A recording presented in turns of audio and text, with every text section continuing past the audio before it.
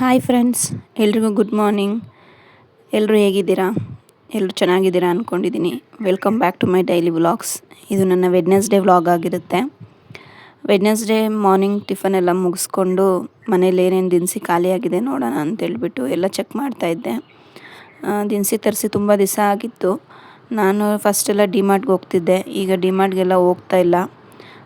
ಮನೆ ಹತ್ರನೇ ಇರೋ ಒಂದು ಶಾಪಲ್ಲಿ ತರಿಸ್ಕೊತೀನಿ. ಕಾಲ್ ಮಾಡಿದ್ರೆ ಅವರೇ ತಂದುಕೊಡ್ತಾರೆ. ಅವ್ರ ಹತ್ರನೇ ತರಿಸ್ಕೊತೀನಿ. ತುಂಬ ದಿವಸ ಆಗಿತ್ತು ಅಂತೇಳ್ಬಿಟ್ಟು ದಿನಸಿ ಎಲ್ಲ ಏನೇನು ಬ್ಯಾಲೆನ್ಸ್ ಇದೆ, ಏನೇನು ಇದೆ ಅಂತ ಚೆಕ್ ಮಾಡ್ತಾಯಿದ್ದೆ. ಚೆಕ್ ಮಾಡಿಕೊಂಡು ಬ್ಯಾಲೆನ್ಸ್ ಇರೋದೆಲ್ಲ ತೆಗೆದು ಡಬ್ಬಗಳಲ್ಲಿ ಮತ್ತೆ ತುಂಬಿಟ್ಬಿಟ್ಟು ರಿಮೈನಿಂಗ್ ಎಲ್ಲ ಏನೇನು ಖಾಲಿಯಾಗಿದೆ ಅಂತೇಳ್ಬಿಟ್ಟು ಎಲ್ಲ ಬರೆದಿಟ್ಕೊಂಡೆ. ಬರೆದು ದಿನಸಿ ಅವ್ರಿಗೆ ಫೋನ್ ಮಾಡೋಣ ಅಂತೇಳ್ಬಿಟ್ಟು ಫೋನ್ ಮಾಡಿದೆ. ನೋಡಿದ್ರೆ ಅವರು ನಾವಿಲ್ಲ ತಿರುಪ್ತಿಗೆ ಹೋಗಿದ್ದೀವಿ ಅಂತ ಹೇಳಿದ್ರು. ಓಕೆ ಅಂತೇಳ್ಬಿಟ್ಟು ಸರಿ ಬಂದಮೇಲೆ ಫೋನ್ ಮಾಡಿ ತಿಳಿಸೋಣ ಅಂತೇಳ್ಬಿಟ್ಟು ಸುಮ್ಮನೆ ಅದೇ. ಮತ್ತು ರಿಮೈನಿಂಗ್ ಇರೋ ಪಲ್ಸಸ್ ಇರುತ್ತಲ್ಲ, ಹೆಸರು ಕಾಳು, ಹುರುಳಿಕಾಳು ಮತ್ತು ಅಲಸಂದಿ ಕಾಳು, ಕಡಲೆಕಾಳು ಇವೆಲ್ಲವನ್ನು ಎಲ್ಲ ತೆಗೆದು ನೆನೆಸಿಟ್ಟೆ ಮೊಳಕೆ ಬರ್ಸೋಣ ಅಂತೇಳ್ಬಿಟ್ಟು. ಯಾಕಂದರೆ ತುಂಬ ದಿವಸ ಸ್ಟೋರ್ ಮಾಡಿದ್ರೆ ಚೆನ್ನಾಗಿರಲ್ಲ. ಈಗ ಇರೋದನ್ನು ಫಸ್ಟು ಖಾಲಿ ಮಾಡ್ಕೊಂಡ್ಬಿಟ್ರೆ ನಮಗೆ ಮೊಳಕೆ ಬಂದಿರೋದನ್ನು ನಾವು ತಿನ್ಕೊಳ್ಬೋದು. ಮತ್ತು ಬಂದಾಗ ಹೊಸದು ತಂದಾಗ ಸ್ಟೋರ್ ಮಾಡ್ಕೋಬೋದು ಅಂತೇಳ್ಬಿಟ್ಟು ಅದೆಲ್ಲ ಮೊಳಕೆ ಕಟ್ಟೋಕ್ಕೆ ಅಂತ ಕ್ಲೀನ್ ಮಾಡಿ ನೆನೆಸಿದ್ದೆ ನೀರಲ್ಲಿ. ಮತ್ತು ಮಧ್ಯಾಹ್ನ ಲಂಚಿಗೆ ಬಂದುಬಿಟ್ಟು ನುಗ್ಗೆ ಸೊಪ್ಪು ಪಲ್ಯ ಮಾಡಿದೆ. ಅದೇ ಹೇಳಿದ್ನಲ್ವ ಲಾಸ್ಟ್ ವೀಕ್ ಸಂಡೇ ನಮ್ಮ ಅಕ್ಕ ಮನೆಯಿಂದ ತಂದಿದ್ದೆ ಅಂತೇಳ್ಬಿಟ್ಟು ಬಿಡಿಸಿಟ್ಟಿದ್ದೆ. ಅದು ತುಂಬ ದಿವಸ ಇಟ್ಟರೆ ಹಂಗೆ ಹಾಳಾಗಿಬಿಡುತ್ತೆ ಅಂತೇಳ್ಬಿಟ್ಟು ಫಸ್ಟ್ ಅದು ನುಗ್ಗೆ ಸೊಪ್ಪಿಗೆ ಎಗ್ ಹಾಕಿ ಫ್ರೈ ಮಾಡಿದೆ. ಅದಾದಮೇಲೆ ನೀವು ನೋಡಿದ್ರಲ್ಲ, ನಾನು ಟ್ಯೂಸ್ಡೇ ವ್ಲಾಗಲ್ಲಿ ಜಾಮೂನ್ ಮಾಡೋಕ್ಕೆ ಅಂತೇಳ್ಬಿಟ್ಟು ಎಣ್ಣೆ ಯೂಸ್ ಮಾಡಿದ್ದೆ. ಜಾಮೂನನ್ನು ಪೂರಿ ಮಾಡಿದ್ದೆ. ಇನ್ನು ಆ ಎಣ್ಣೆ ಹಾಗೆ ಇಟ್ಟರೆ ನಾವು ಅದನ್ನು ಹಂಗೆ ಸ್ಟೋರ್ ಮಾಡ್ತಾ ಇರ್ತೀವಿ. ಅದರಿಂದ ನಾನೇನು ಮಾಡ್ತೀನಿ ಅಂದರೆ ಎಣ್ಣೆ ಒಂದು ಸತಿ ಏನಾದರೂ ಕರೆದಿದ್ದು ಇದ್ದರೆ ಆಗ ನೆಕ್ಸ್ಟ್ ಡೇ ಒಂದು 2-3 ಡೇಸಲ್ಲೇ ಅದನ್ನು ಖಾಲಿ ಮಾಡಿಬಿಡ್ತೀನಿ. ಅದು ಎಲ್ಲ ಸಾರುಗಳಿಗೂ ಯೂಸ್ ಮಾಡಿ. ಹಂಗೆ ಈ ಬೋಟಿ ಇತ್ತು, ಬೋಟಿನ ಎಣ್ಣೆಯಲ್ಲಿ ಹಾಕಿ ಕರ್ಕೊಂಡು ಹಂಗೆ ಸೈಡ್ ಬೈ ಸೈಡ್ ಪಾತ್ರೆ ಎಲ್ಲ ತೊಳ್ಕೊಂಡು ಮತ್ತು ನಾನು ಲಂಚ್ಗೆ ಹಪ್ಳ ಕರೆದಿಟ್ಕೊಂಡೆ. ಮತ್ತು ನನ್ನ ಮಗನಿಗೆ ನಾನೀಗ ಸಪ್ರೇಟಾಗಿ ಅವನಿಗೆ ಅಂತ ಹೇಳಿ ಏನು ಫುಡ್ ಮಾಡೋಕ್ಕೆ ಹೋಗೋದಿಲ್ಲ. ನಾವು ಮಾಡಿರೋ ಫುಡ್ಡಲ್ಲೇ ನಾವು ಮಾಡಿರೋ ಸಾರಿಗೆ ಸ್ವಲ್ಪ ಖಾರ ಹಾಕೋದಕ್ಕೆ ಮುಂಚೆ ಬೇಳೆ ನೀರು, ತರಕಾರಿ ನೀರು ತೆಗೆದಿಟ್ಕೊಂಡು ಅದರಲ್ಲೇ ತಿನ್ಸೋಕ್ಕೆ ಹೋಗ್ತೀನಿ. ಆ್ಯಂಡ್ ಈಗ ಮಾವಿನಕಾಯಿ ಸೀಸನ್ ಆಗಿರೋದ್ರಿಂದ ಈ ಮಾವಿನಕಾಯಿ ಸೀಸನ್ ಮುಗಿಯೋಷ್ಟರಲ್ಲಿ ಈ ರೆಸಿಪಿನ ಒಂದು ಸತಿ ಟ್ರೈ ಮಾಡಿ ನೋಡಿ. ನಾನು ಇದನ್ನು ಇನ್ಸ್ಟಾಗ್ರಾಮಲ್ಲೇ ನೋಡಿದ್ದು.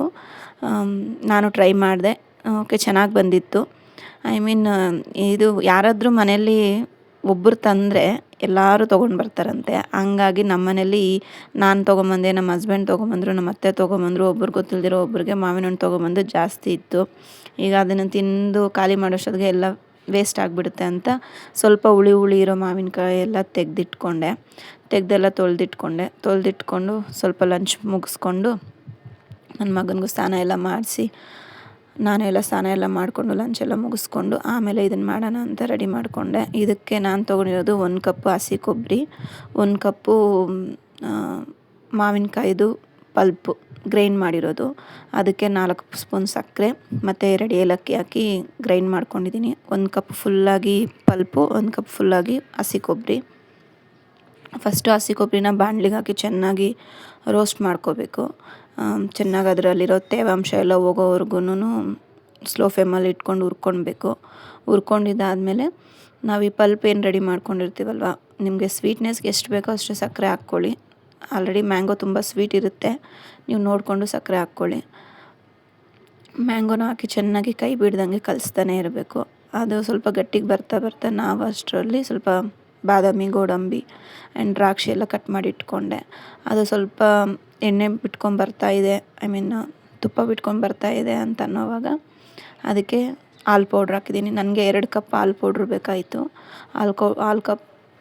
ಹಾಲು ಪೌಡ್ರ್ ಹಾಕಿ ಚೆನ್ನಾಗಿ ಮಿಕ್ಸ್ ಮಾಡಿ ಸ್ವಲ್ಪ ಹೊತ್ತು ಪ್ಲೇಟ್ ಮುಚ್ಚಿಟ್ಟೆ. ಆಮೇಲೆ ಮತ್ತೆ ಅದಕ್ಕೆ ಸ್ವಲ್ಪ ತುಪ್ಪ ಮಿಕ್ಸ್ ಮಾಡಿ ಚೆನ್ನಾಗಿ ಹಂಗೆ ನಾವು ಕೈ ಬಿಡ್ದಿರ ಮಿಕ್ಸ್ ಮಾಡ್ತಾನೆ ಇದ್ದರೆ ಅದು ಎಲ್ಲ ಬಾಣಲಿಯಿಂದ ಸಪ್ರೇಟ್ ಆಗುತ್ತೆ.